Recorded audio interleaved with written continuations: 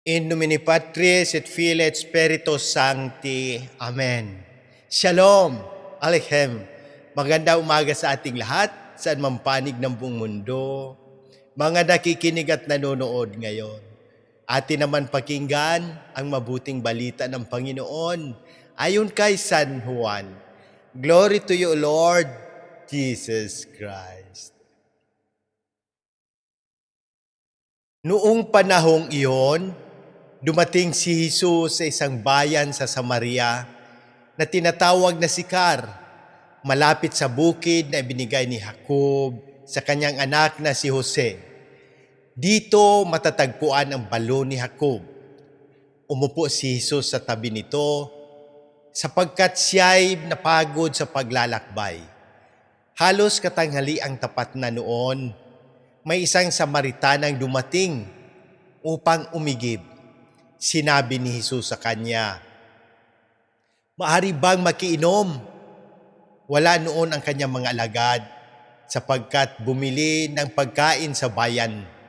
Sinabi sa kanya ng Samaritana, "Kayo'y Hudiyo at Samaritana ako.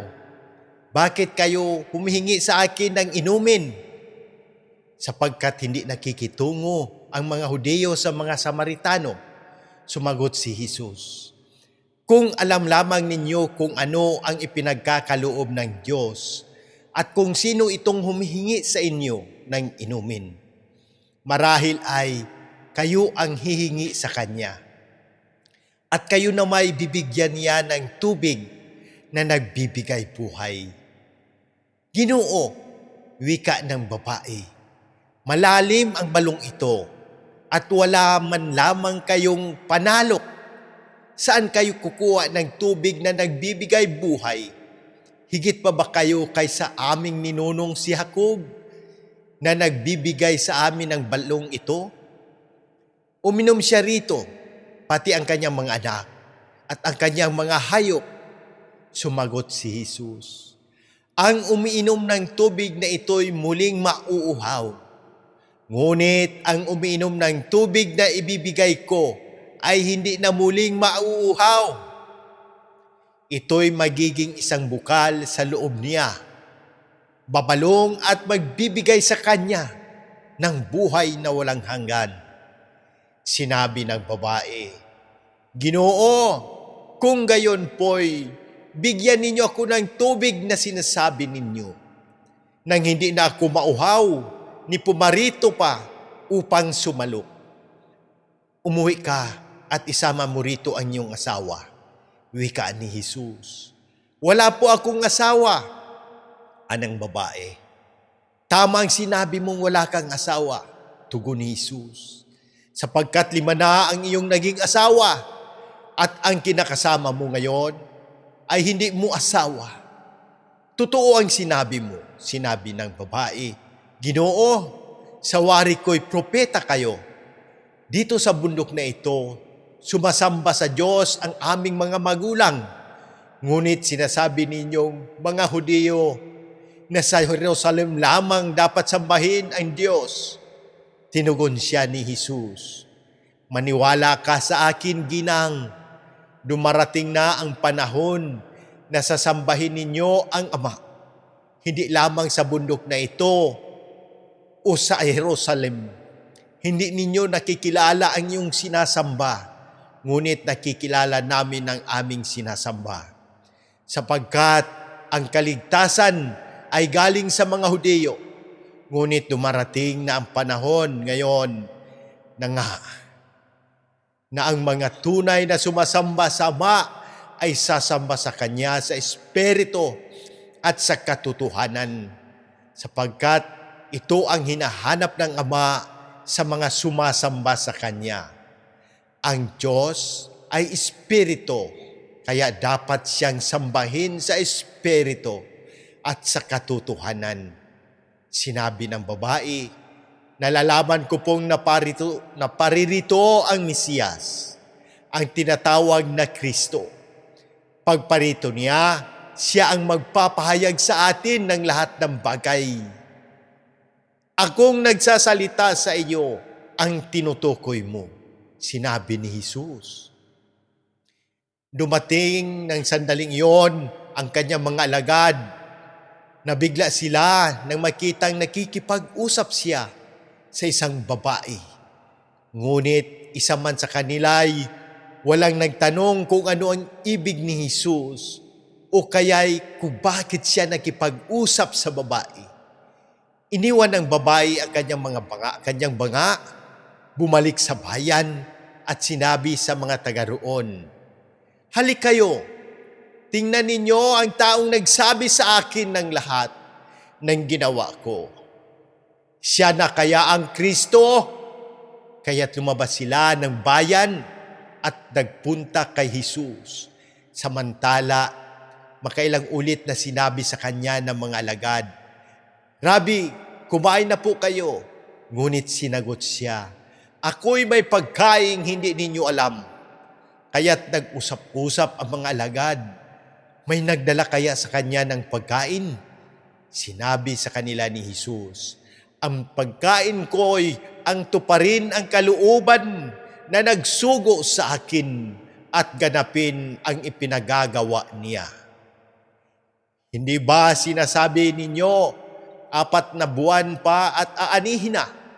Sinasabi ko sa inyo, masdan ninyo ang mga bukid, hinugna at handa ng aanihin. Ang gumagapas ay tumatanggap ng upa at nagtitipon ng bunga para sa buhay na walang hanggan. Kaya't magkasamang nagagalak ang naghahasik at ang nag-aani. Kaya totoo ang kasabihang, iba ang naghahasik at iba naman ang nag-aani. Sinugo ko kayo upang anihin ang hindi ninyo inihasik. Nagpagal ang iba at kayo ang nag-aani sa kanilang pinagalan. Maraming Samaritano sa bayang yaon ang sumampalataya kay Jesus dahil sa patutong ito ng babae. Sinabi niya sa akin ang lahat ng aking ginawa, kaya't paglapit ng mga Samaritano kay Jesus, hiniling nila na tumigil muna siya roon at nanatili siya roon ng 2 araw at marami pang sumampalataya nang mapakinggan siya. Sinabi nila sa babae, "Nananampalataya kami ngayon, hindi dahil sa sinabi mo, kundi dahil sa narinig namin sa Kanya. Nakilala namin siya nga ang tagapagligtas ng sanlibutan." Ang mabuting balita ng Panginoon. Praise to you, Lord Jesus Christ. Pagnilayan natin bilang mga Romano Katoliko, ang ikatlong linggo ng Kwaresma. Sa mabuting balita ngayon, makikita natin si Jesus na nakikipag-usap sa isang Samaritanang babae. Sa balon, sa panahon na iyon, hindi karaniwang nakikipag-usap ang mga Hudyo sa mga Samaritano, lalo na sa isang babae. Ngunit ipinakita ni Jesus na ang pag-ibig at awa ng Diyos ay para sa lahat, kahit ano pa ang nakaraan ng isang tao. Sinabi ni Jesus na may tubig na nagbibigay buhay na hindi na muling magpapauhaw sa tao. Ang tubig na ito ay tumutukoy sa biyaya ng Diyos at buhay na walang hanggan na ibinigay niya sa mga naniniwala at sumusunod sa Kanya.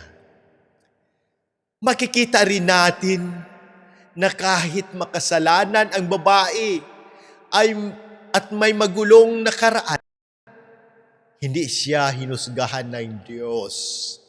Sa halip, binigyan siya ng pagkakataon na magbago kahit sa karanasang iyon.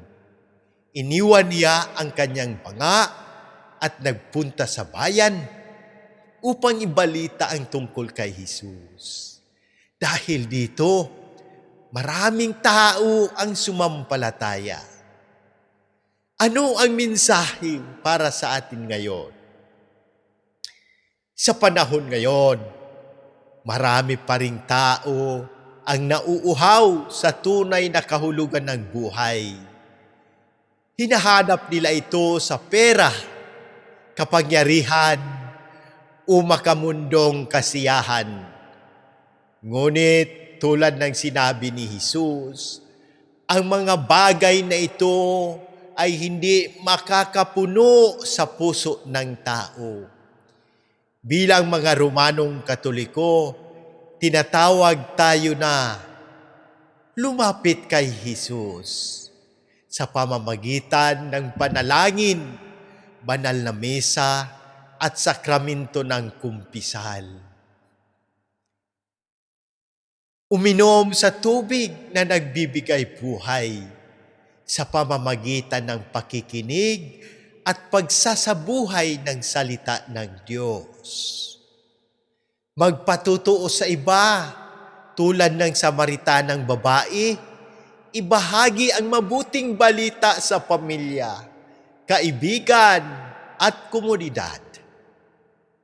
Huwag manghusga, kundi akayin ang kapwa sa awa at pag-ibig ng Diyos. Tulad ng sinabi ni Jesus, ang tunay na sumasamba sa Diyos ay sumasamba sa Espiritu at katotohanan. Ibig sabihin, hindi lang panlabas na ritual, kundi taos-pusong pananampalataya at tunay na pagbabago ng buhay. Sa unang pagbasa mula sa Book of Exodus, nagreklamo ang mga Israelita dahil sa uhaw. Ngunit binigyan sila ng Diyos ng tubig mula sa bato. Sa ikalawang pagbasa naman mula sa Epistle of the Romans, pinaalala ni San Pablo na ang pag-ibig ng Diyos ay ibinuhos sa ating mga puso. Ipinapakita nito na ang Diyos ay laging nagbibigay ng biyaya sa mga nagtitiwala sa Kanya. Manalangin tayo. Amang mapagmahal, lumalapit kami sa iyo ng may pananampalataya at pagtitiwala. Ikaw ang bukal ng buhay at kagalingan. Ipinapanalangin namin ang lahat na may karamdaman, pisikal, emosyonal at espiritual. Ipagkaloob mo ang agarang kagalingan ni na Monsignor Ismael, Padre Arnel, Padre Ayan, Padre Lorenzo Boots, Padre Cesar, Padre Boy, Raul, Jonah, Richelle K., Adela, Fatima, Raymond Lawrence, Faith, Rino, Rochelle, Irene, Joel, at ang aking buong pamilya, at sa lahat ng nakabasa, nakinig at nanonood na may karamdaman. Pagpalain mo rin ang lahat ng kaparian. Patuloy mong gabayan ang aming mahal na Santo Papa Leo XIV, ang mga obispo, ang aming kura paruko, Monsignor, Diocesan Administrador, Monsignor Claro Caluya, pati na sina Sister Sara, Cherry, Erlinda, at ang buong pamahalaan ng Pilipinas. Pinagdarasal din namin ang mga pumanaw, sina Papa Francisco, Monsignor Hermas, Pempe, Ferdinand, Pasita, Dante, Duen, Obispo Jose, Padre Joseph, Jerry, Padre Raymond, at ang lahat ng aming idinadalangin, naway tanggapin mo sila sa iyong kaharian sa pamamagitan ng mahal na Birheng Maria. Iligtas mo kami sa lahat ng unos at kalamidad at patatagin mo ang aming pananampalataya. Ito ang aming dalangin sa pamamagitan ni Jesucristo na aming Panginoon. Amen. En nomine Patris et Filii et Spiritus Sancti. Amen. God bless!